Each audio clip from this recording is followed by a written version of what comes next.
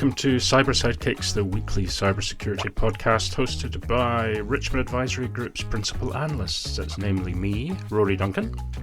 And me, Christina Richmond.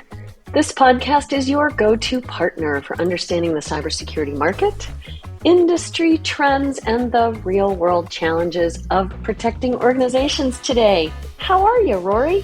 Hello, I'm not too bad. Christina, how about yourself? You've been traveling and now you're back. Yeah, I came back to snow. We have snow. Yeah, it's chilly, it's gray, it's snow, but it's pretty, getting into the holiday spirit. So yeah, I'm well. I'm a little tired from the travel, but it's all good. Yeah. I had a wonderful time with HP. We'll talk about that. Yes, that'll be really interesting to hear about. Is it colder in New York than it is in Spokane? No, it was colder here when I got home.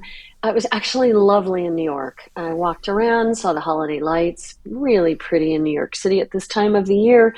When it's not frigid, it's lovely to walk around. Yeah, I'd imagine. Oh, well, that's good to hear. Well, we've got a packed episode this week, all sorts of things. So what have we got up? Yeah, what's up? Yeah, tell us the first thing. What's going on? Well, the first thing, and this one kind of slipped under the radar in the run-up to Thanksgiving. I know everybody was busy, but there was a report, well, not a report, but Palo Alto Networks announced that it has intent to buy Chronosphere.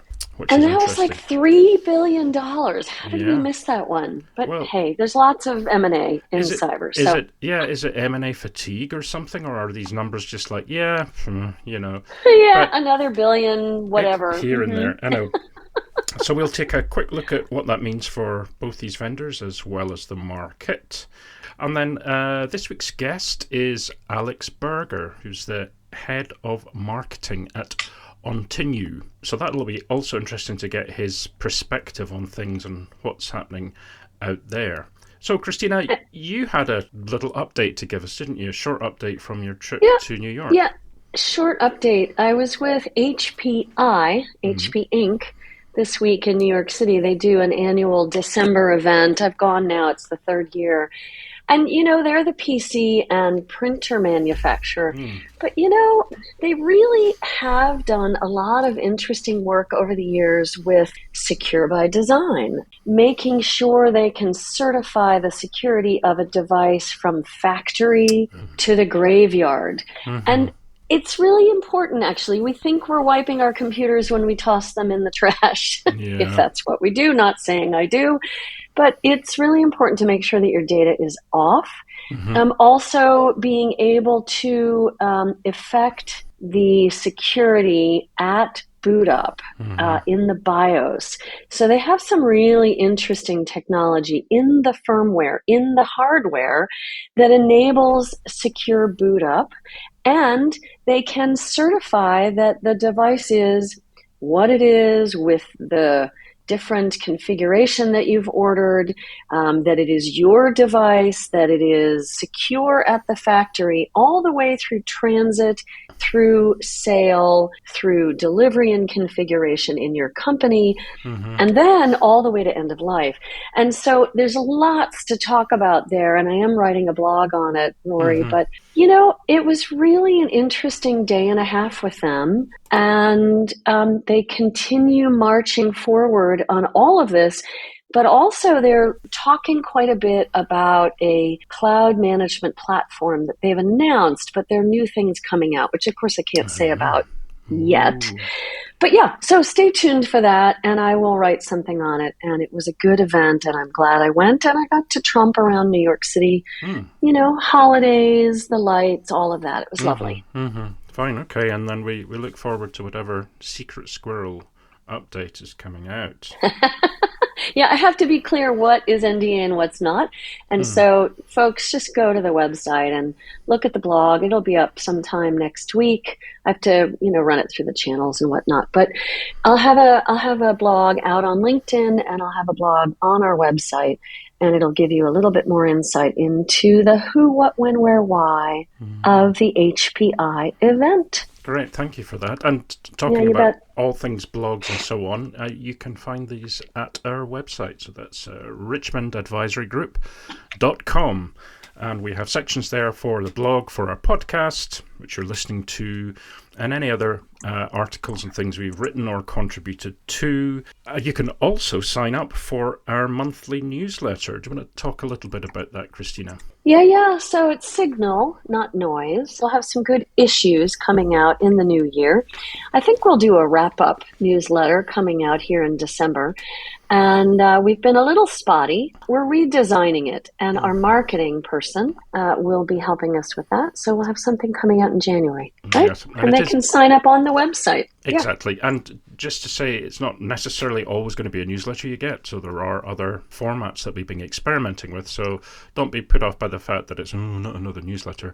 There will be some interesting, perhaps graphically visual aspects coming out.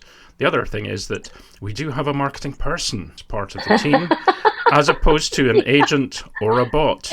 Just saying. Yeah, just saying. We are real people. We are.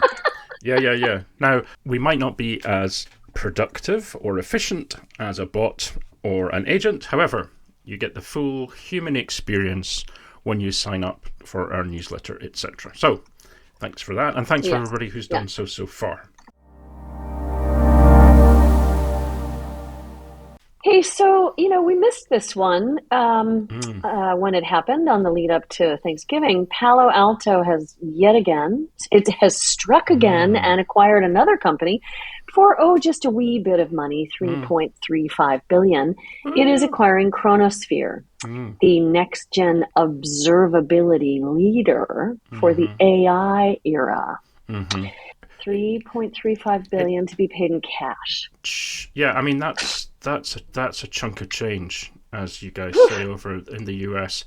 But and isn't it funny that it wasn't front page news, and it's got nothing to do with Palo Alto Networks or Chronosphere. It's just because of the vast sums being invested by many other companies, particularly the private equity investors, in things like data center expansion and some of the hyperscaler companies' figures that they're investing, the tens or hundreds of billions, which means anything less than that seems small, which is a pity because, 3.5 is a lot of money. So I think it firstly illustrates where we've got to in terms of the M&A landscape. There's vast sums that are being thrown at all these companies. Yeah, but also the exhaustion, and maybe the fact that, the M&A exhaustion, but maybe also the fact that cybersecurity is now being outpaced by AI in the M&A sphere. So, this does also hit on the AI, landscape, this Chronosphere acquisition. But maybe it just got overwhelmed by other announcements and we missed it. So tell us a little bit about it, Rory. I just want, and to your point, it did kind of pass us by. It was that unique time, that kind of week or so before Thanksgiving, and presumably they wanted to announce it beforehand as opposed to afterwards. It's still a very large multiple, though, given their Chronosphere's average recurring revenue, ARR, of 160 million. That's a pretty large multiple. But the reasons why they're doing it, so there's two perspectives here in a way. There's one from Palo Alto Networks and then one from Chronosphere itself. So, Chronosphere says it was designed to provide scalable resiliency for large organizations. And this is from Martin Mao, the co-founder and CEO. It's this observability platform.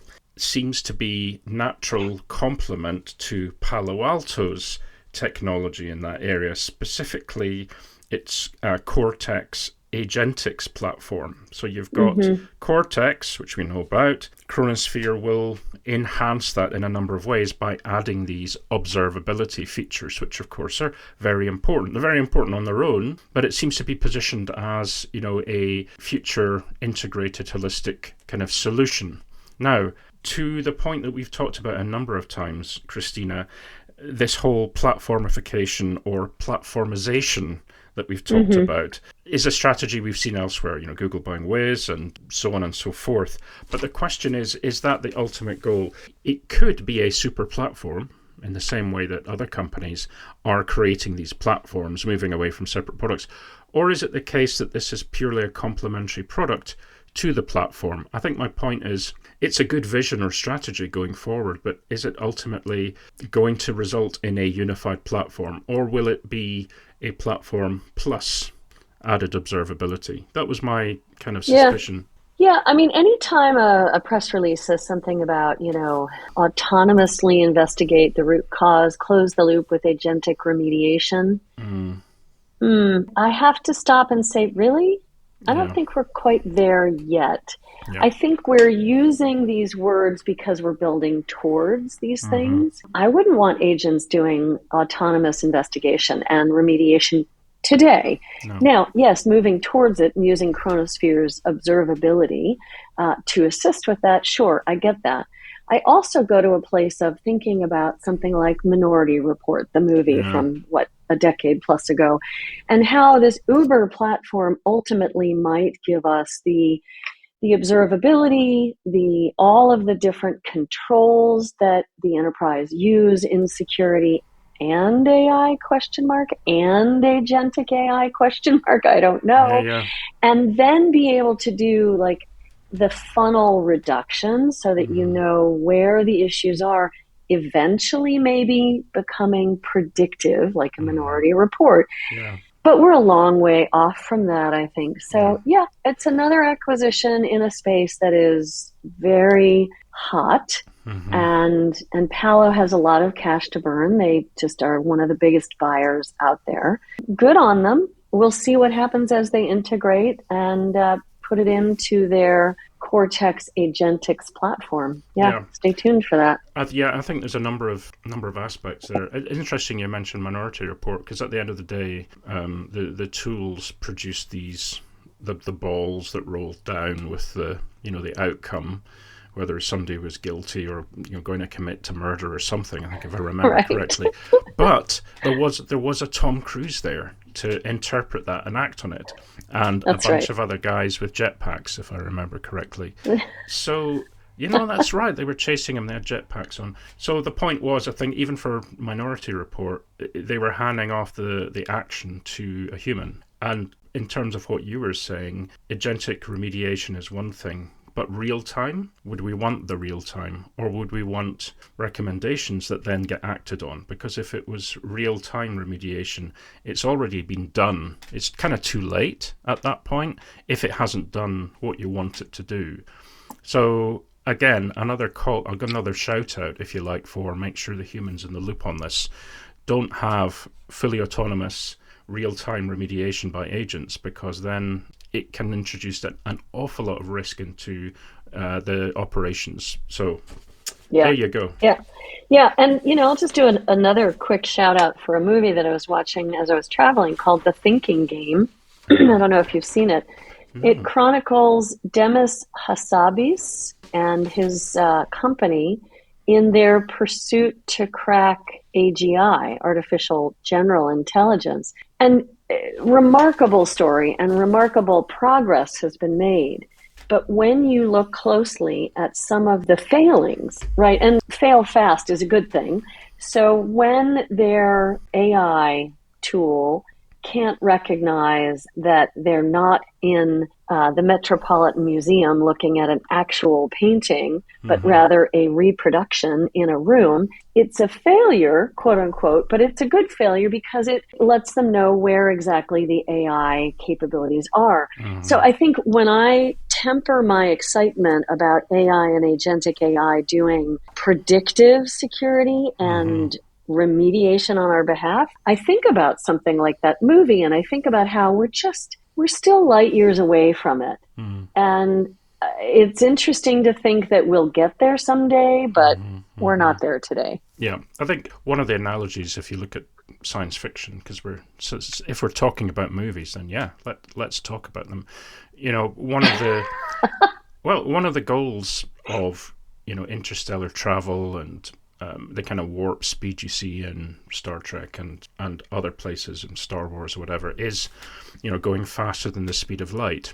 The speed of light being seen as this kind of almost unattainable barrier to which you can then travel vast distances without having to, hibernate like a polar bear for a couple of hundred years. But the physics of it means that when you're approaching the speed of light, the amount of energy increases exponentially, as in it's not a straight line.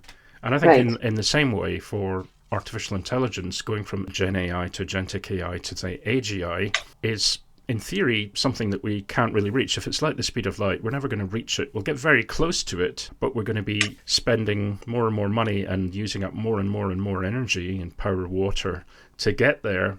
But it's almost unattainable, right? You get to that kind of level. So I think there's some lessons to be learned there. Nothing's kind of a straight line. There is this exponential development capability that we have, but also an exponential route to achieving that. So on that philosophical note, we shall end the science cast for today. Yeah, the science cast. Yes.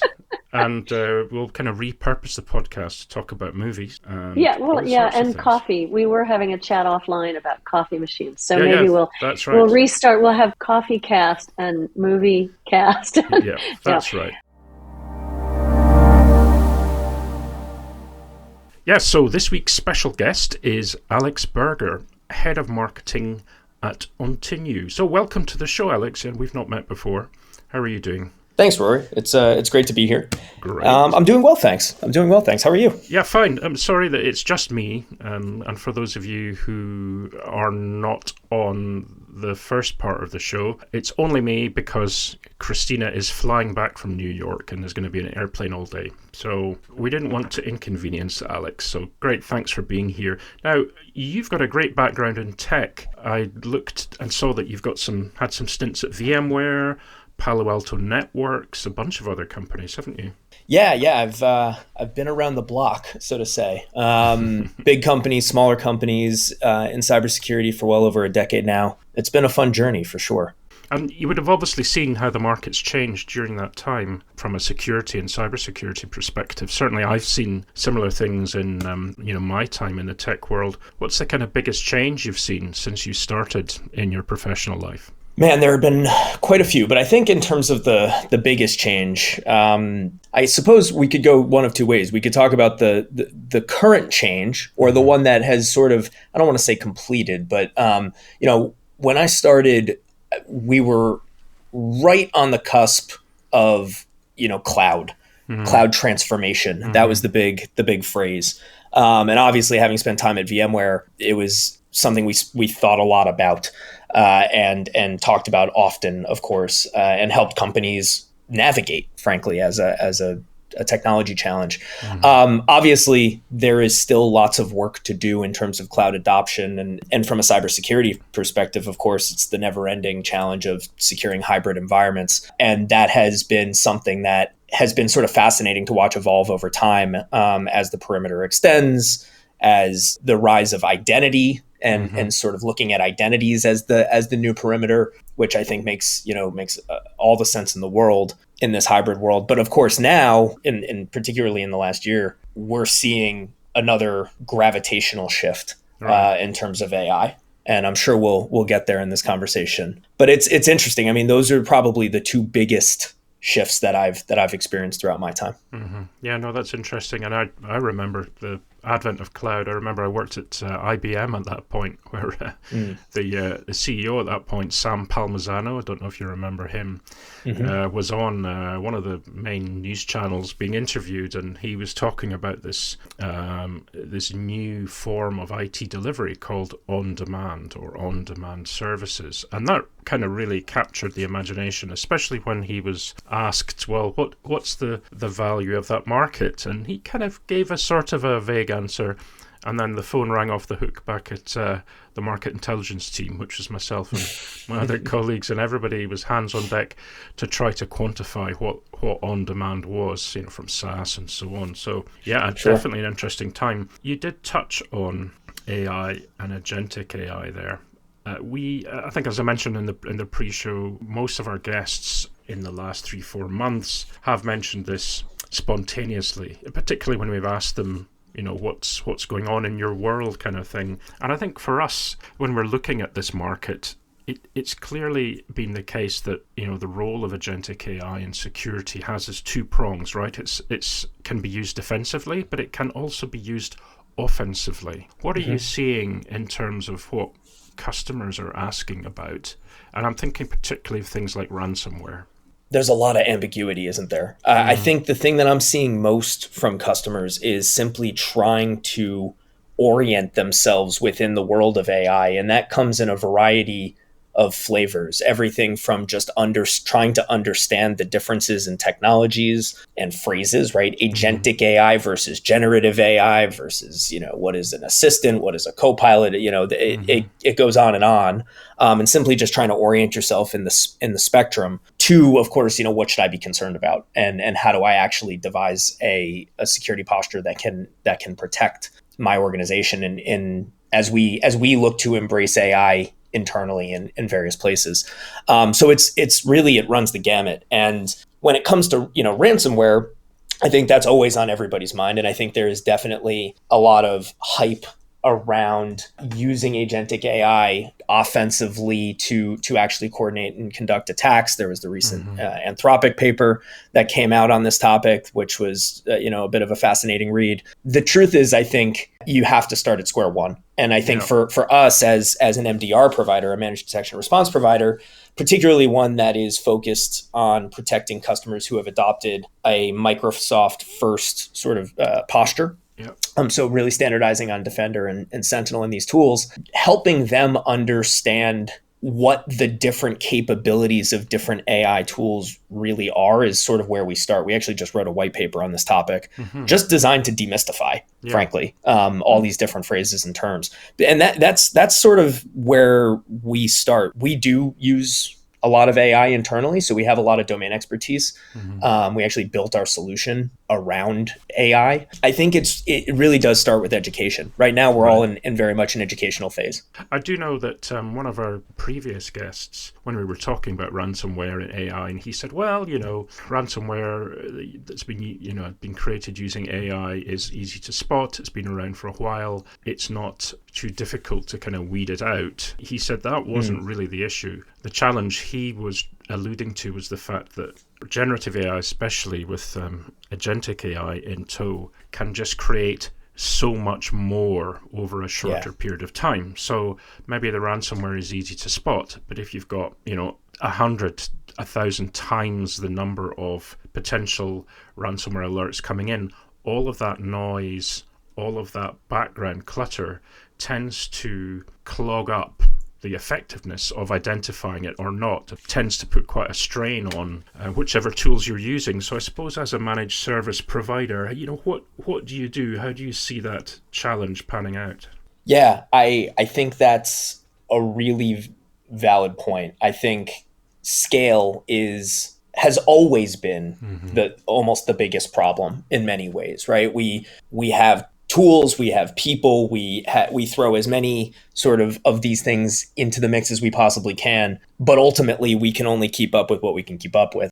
The reason I joined Ontinu in the first place was because of the premise that the team was taking around MDR needing to be grounded in AI in order to scale along with the offensive capabilities of AI to address that scale problem. I mean, that really is, I think, to me, that's the most compelling use case right now for things like agentic AI, is helping us scale. It's not about replacing humans. It's not about fighting AI. I mean, I think sometimes we get wrapped up in the narratives around, AI fighting AI. And while there's, I guess some truth to that, I think it's really about augmenting human defenders with the automation that they need at scale to be able to defend unprecedented numbers of attacks to exactly that point. And ultimately, we believe that the solution there lies with AI. I mean, that is going to be the thing. I mean, ultimately, it's automations, scales of automation, right? How much can we automate? Yeah, but and to your point, and this is a common observation, the fact that the AI can weed out a lot of the low-level stuff, or the weed out this noise that's being created. And with the human experts behind, they can work on the really scary stuff. The stuff that requires kind of critical decision making for key customers or key situations or whatever happens. But it does point to that duality, right? The use of it. Does this mean that typically a lot of what let's say the average EDR or MDR provider, I'm not specifically talking about your organization, but historically has been reactive in many ways. Has the advent of AI enabled you to become more proactive, getting ahead of some of these attackers and some of these types of attacks? I think the potential is absolutely there. I would agree with you. I think that historically, we as an industry have been incredibly reactive, particularly in the sort of detection and response side of things. And for sure, in the managed world, there's long been this idea that it's sort of big D in detection, little R in response, right? We're getting, increasingly, we're ever better at detecting things, but our ability to respond to those things has always been limited, frankly. And there are, I think, many reasons for that, right? There's everything from how much control is a customer willing to give a provider over their environment, how much access, et cetera. But I also think that it's, how reliable are your verdicts, right? Yeah. When you detect something, how sure are you that it's real, and can you respond with a level of intelligence based on the customer's unique operational model inside their organization, based on, their unique environment, what they care about most, all of these sort of contextual nuances that are unique to customers that have sort of prevented us from being more proactive, more responsive, more surgical in the way we approach this. And I do think that AI and agentic AI in particular gives us the opportunity to do this. We are, in our organization, we are doing this to some degree. But I think it doesn't stop with detection and response. I think there is also a huge opportunity to start to address prevention, upfront prevention in a more determined way using these tools. The question that I had for you earlier when we were just having a chat was, how is it enough for companies these days to have a really good MDR provider and say, okay, we can kind of step back off the gas a little bit on our own kind of internal activities when it comes to threat detection, response, and so on? Do you think there's an increased responsibility that companies have, irrespective of the kind of service that they contract, to maintain and develop their own capabilities in-house? Or do you think that, MDR providers are developing at such a rate that, in fact, there is less for customers to do internally? I don't think there's a yes or no answer to this one. I'm kind of musing philosophically. What do you think? Sure. Yeah, no, I think I'm happy to go philosophical with you. I think that as long as organizations have chief information security officers, have security teams, there will be a need. I think there will always be a need to defend themselves internally, and there will always be a need for internal capacity and capability and skills. I think that the rapid rise of managed SOC, managed detection and response, these types of services is largely due to a lack of skilled talent out there in the world to fill all of the open jobs and do all that work. And I don't see that necessarily changing overnight. I also think that, to your point, there is most likely going to be a change in the nature of that skilled work over time as the tools evolve and the services evolve, right? So as we hear from customers all the time that by implementing our service, the internal teams feel that, they've essentially extended their internal team with an upskilled team that can stand at the gate and detect and respond, which frees them up to do more proactive work and, work on implementing controls to align with the NIST framework or, whatever their benchmarks are or whatever their frameworks are. There will always be more work to be done, and that work will always be human led, even if it's AI assisted or automation assisted. I don't necessarily see anybody taking their foot off the gas because a detection and response solution is in place, whether it's a tool or a service or both. I think definitely one aspect we've seen emerge, and that's perhaps where some of the in-house security resources could point to, are some of the physical security aspects related to employees. For instance, we've seen a rise in, let's say, cyber attacks where individuals are targeted and incentivized to, say, hand over login credentials, or and it's not something necessarily that an external service provider can offer, but certainly would be an internal matter. In other words, it's a sort of the threat from within. I know that might not necessarily be within your wheelhouse, but it has been something we've seen coming up more and more in the last year.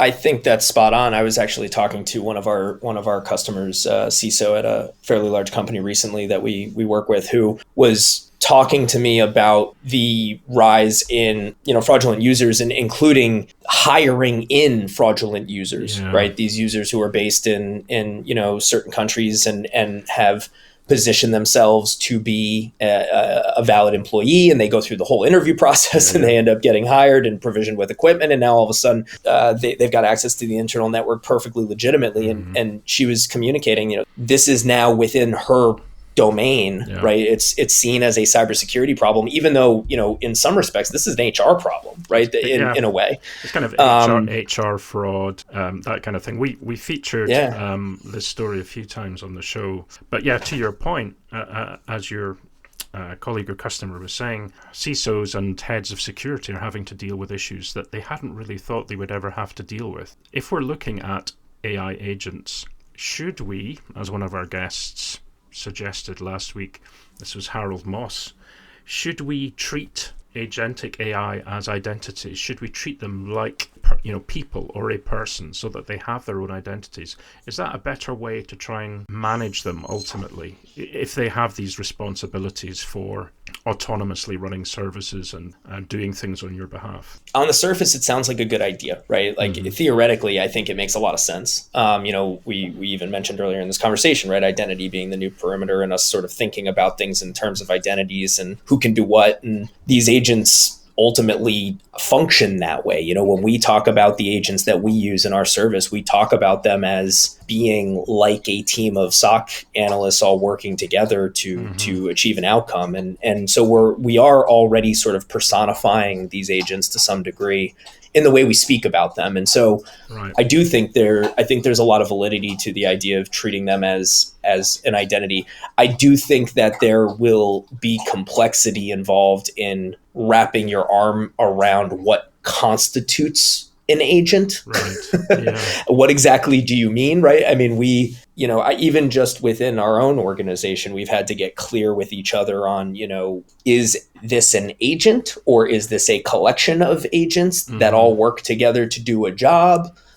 Where do those lines sort of start and stop? And then when you start looking at a multi-agentic world, which we're arguably already in, how do you parse that? I think there will be complexity there, but I do think theoretically it's sort of the right way to think about this. When is a service a non-human identity? When is a non-human identity part of a network of agents? And how many is that? Is it more than 5, 10, 15? Presumably, some organizations will be rolling out thousands of agents. And, it's at that scale, we haven't really addressed what that means. I don't think anybody's quite come up with how to manage that effectively. No, I think that's true. Like I said, we have an autonomous investigator agent, right, that operates within our SOC. Okay. And that agent is built of many, many, many components. It has a hypothesis generator and a planner and a replanner, and it taps into a threat intelligence component, and all of those subcomponents are, you could classify them as agents. There's 70 of them or something. It's always growing and changing. So, wrapping your head around how that infrastructure is actually built, and then how it's deployed, how it's managed, that is going to be an ongoing challenge that we all have to reconcile. Fine. So final question. I usually do this at the beginning, but we'll do it at the end. So having said all that, what's on your mind going into 2026? Yeah, well, at the beginning of 2025, like you said, I think maybe it was pre-show, we were not talking about agentic AI very frequently. At the end of 2025, it seems like that's all anybody wants to talk about, for good or for bad. I certainly see that following us into 2026. I think as we learn more and more about the offensive capabilities of agentic AI, we're going to see more and more examples like the Anthropic report come to light as people test what's possible, right? The art of the possible. I don't necessarily think that we're going to see an explosion of that overnight. I think it's going to take some time for people to really figure out how to operationalize AI in that way. And so I do expect we will continue to see. I also think my team, I think they were sort of intrigued by seeing some of these old school tactics, be incredibly prevalent. And I do think there's an argument to be made that while we're all looking, it's a little bit of misdirection. It's like, while we're all looking at this new shiny thing called AI and agentic AI and whatever, attackers are doing what works and are focused on that. Yeah. So I do think we run the risk of becoming a little bit distracted as well. And we can't afford to do that, which was what I took away from that. Well, that's really interesting. And thanks, Alex, for your insights there. That's really good to hear from a managed service provider perspective. Yeah, thanks so much for having me. This has been a blast. Hope to come on again sometime. Yeah, that'd be great to chat with you. Bye-bye. Take care. Next week, we have a special episode, right? Yes, we do. The 16th. What's that about? What are we doing? Well, we're going to be suggesting our cybersecurity predictions for 2026. Now, Christina, I know you and I, having worked as analysts for many years, both on the kind of receiving of predictions and then the creating of predictions, there's a little bit of kind of finger in the air, gut feeling, crystal ball gazing, arguing, debating, discussing that goes on. And some of them are way out there. Some are very much closer to home in terms of the likelihood of them happening. Yeah. And some people have said, oh, no, not another list of predictions.